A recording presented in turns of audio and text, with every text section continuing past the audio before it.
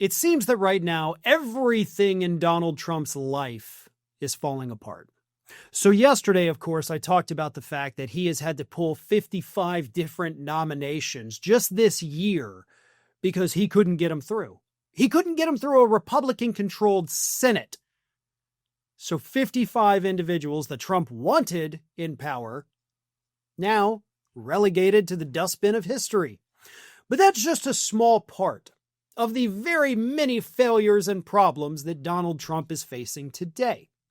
As everybody knows, Donald Trump is suffering from the worst approval rating, or I should say highest disapproval rating, of any president since Richard Nixon.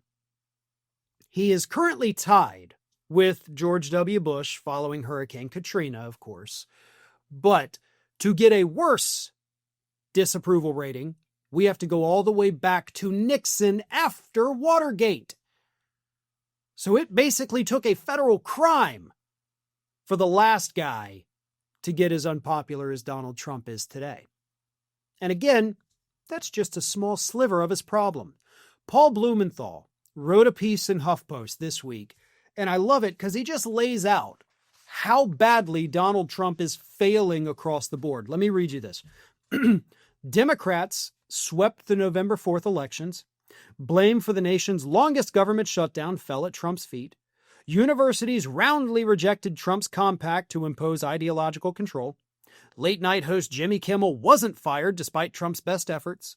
Trump's mid-decade redistricting push appears likely to backfire. The Supreme Court looks ready to strike down Trump's tariff policy.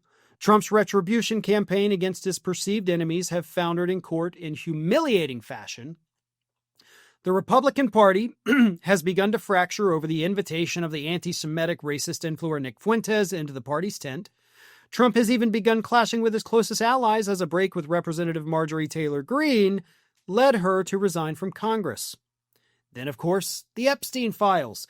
What began as a minor faction bucking Trump's wishes turned into a wholesale jailbreak as all but one Republican in Congress wound up supporting the bill after months of Trump trying to stop it. So it's not just, I love that he points to this, it's not just that the Republicans are going against Trump now, but even outside of Trump, Republicans are fighting each other.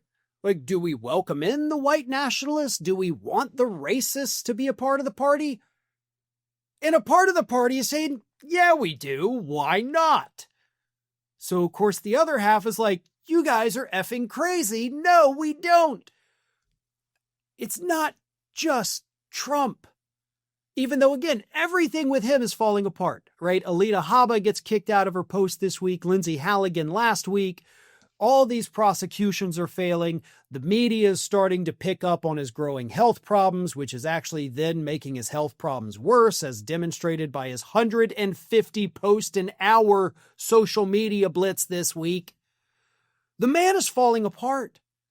His brain is falling apart. His body is falling apart. His administration is falling apart, rocked by scandal after scandal after scandal. And holy hell, we're not even one full year into this, folks. In spite of all these failures, he has still done incalculable damage to this country.